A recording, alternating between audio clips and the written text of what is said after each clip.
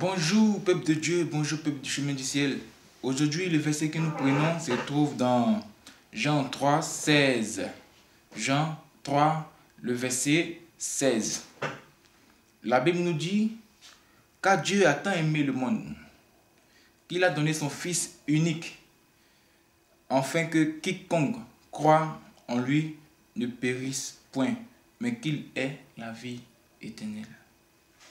Je reprends le verset.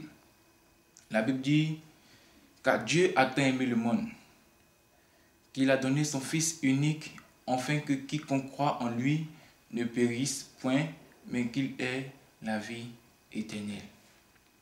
Vous voyez, ce verset nous montre encore une fois comment Dieu aime le monde.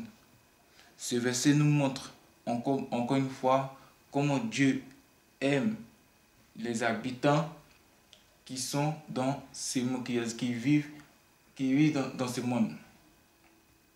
Vous voyez. Et Dieu nous dit, c'est-à-dire la Bible nous dit, tellement Dieu aime ce monde, parce qu'il fut un temps où ce monde-là péchait beaucoup. Vous voyez. Et pour laver les péchés de ce monde, Dieu a fait quoi? Dieu a donné son Fils unique. Son Fils unique qu'il a donné là, c'est-à-dire, si tu crois en son Fils, son Fils c'est qui? Son Fils c'est Jésus. Si tu crois en Jésus, tu auras la vie éternelle. Voici ce que ce verset nous dit. Ce verset nous dit, Dieu aime ce monde là où nous sommes actuellement. Dieu aime ce monde. Vous voyez. Et Dieu a tellement aimé ce monde qu'il a donné son Fils unique. Parce que, comme je l'ai dit, il fut un temps où vraiment le péché était assez élevé. Vous voyez. Et pour laver les péchés, pour protéger le monde, Dieu a fait quoi? Dieu a donné son Fils Jésus, afin que, c'est-à-dire celui qui croit en Jésus, aura une vie paisible. Celui qui croit aura une vie heureuse et la paix.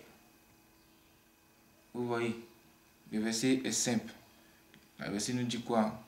Car Dieu a tant aimé le monde, qu'il a donné son Fils unique, afin que quiconque croit en lui ne périsse point. Vous voyez, le verset est simple.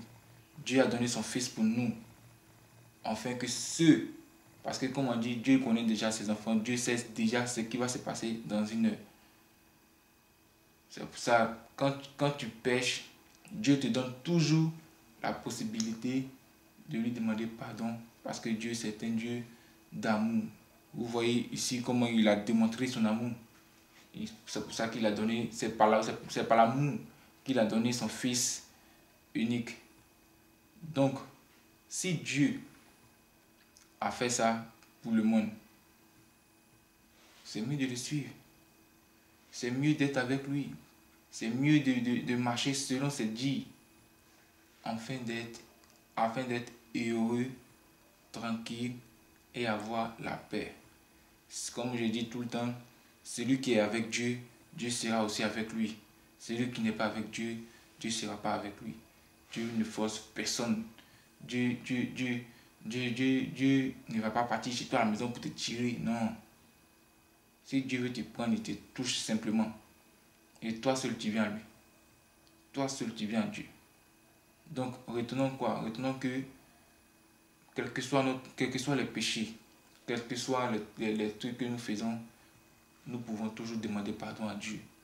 Nous pouvons toujours relire ce verset-là. Penser que Dieu a donné un jour son Fils unique, afin que quiconque croit en lui ne périsse point. Celui qui croit en Dieu ne doit pas être bizarre. Quelqu'un qui est avec Dieu doit être toujours au top, toujours au niveau, doit avoir un niveau, toujours bien, toujours tranquille. Vous voyez, parce que tu es avec Dieu, tu marches avec Dieu. Tu ne peux pas être avec Dieu et puis tu n'as pas peut-être Togo pour payer l'eau. C'est pas possible. Non, c'est les gens du monde qui doivent être comme ça. Sinon, quelqu'un qui est avec Dieu doit avoir la possibilité de faire des grandes choses. Parce que Dieu, c'est quelqu'un de grand.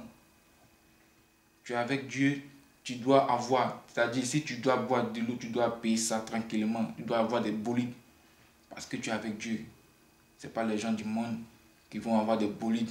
Les gens du monde qui vont avoir tout ce qu'ils veulent. Les gens du monde qui vont avoir des grandes choses et puis les enfants de Dieu vont être derrière. Ce n'est pas possible. Un enfant de Dieu doit toujours être devant. Un enfant de Dieu doit toujours prendre le dessus. Oui, parce que c'est Dieu qui est le créateur de ce monde. C'est Dieu qui est devant toutes choses. Voilà ce que nous devons retenir, peuple de Dieu. Nous devons retenir que Dieu est le créateur du monde et Dieu est notre Père. Donc, si quelqu'un doit avoir quelque chose en premier, c'est les enfants de Dieu. Vous voyez? Donc, que ce verset soit avec nous, que ce verset nous accompagne et retenons que Dieu a donné son Fils unique qui est Jésus afin que nous soyons tous sauvés. Bon culte à tout le monde et bon samedi.